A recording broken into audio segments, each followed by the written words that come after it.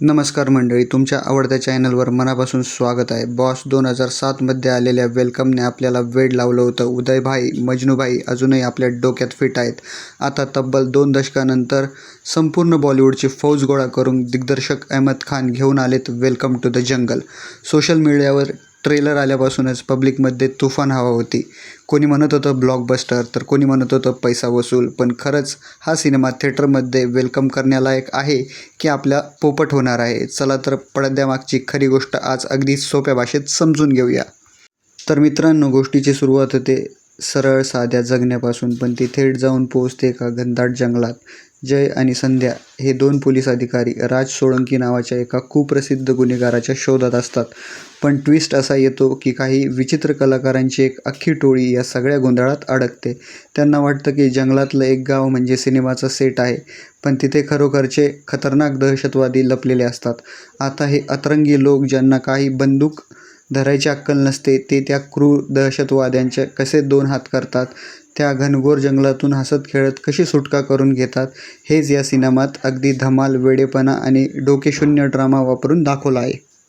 अभिनयाचा विचार केला तर हा सिनेमा म्हणजे कलेकरांची जत्राच आहे. अक्षय कुमार नेहमीप्रमाणे आपल्या लाजवाब कॉमिक टायमिंगने सिनेमाचा मुख्य कणा बनला आहे. त्याची एनर्जी वाखण्याजोगी आहे.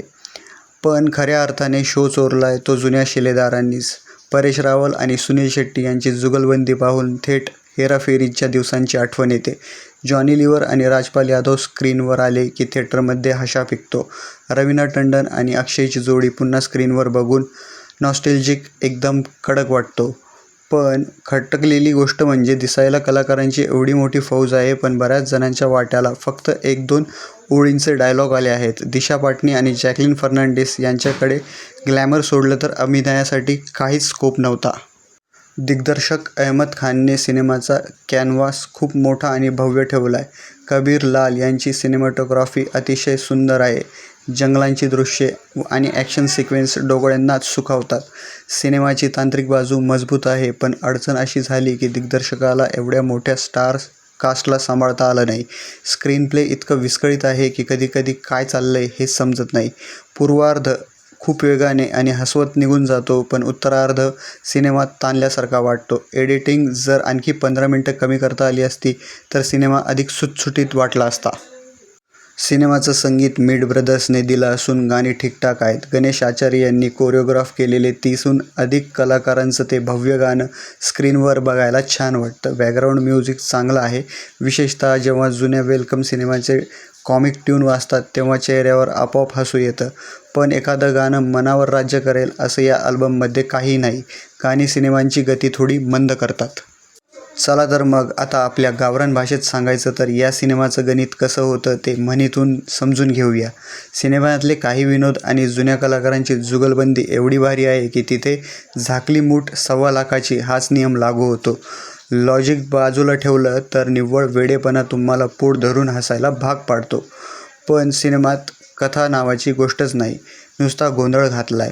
इतके सगळे नटनट्या विनाकारण कोंबलेत की त्यांना बघून वासरात लंगडी गाय शहाणी किंवा घरोघरी मातीच्या चुलीसारखी अवस्था होते.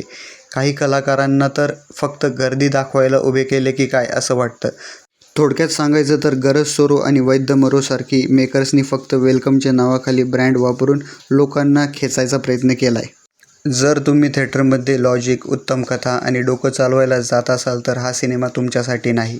पण जर तुम्हाला विकेंडला कामाचा ताण विसरून डोकं घरी ठेवून फक्त मुलाबाळांसोबत मनसोक्त हसायचं असेल तर हा एक चांगला टाइमपास कौटुंबिक सिनेमा आहे. कारण सिनेमात कुठेही अश्लीलता किंवा शिवीगाळ नाही. तर माझ्याकडून वेलकम टू द जंगलला मी देईल 5 पैकी 2 स्टार. तर मंडळी, हा होता माझा प्रामाणिक रिव्ह्यू. तुम्ही वेलकम टू द जंगल पाहिलात का? तुम्हाला अक्षय कुमार आणि सुनील शेट्टी जोडी कशी वाटली कमेंट करून नक्की सांगा.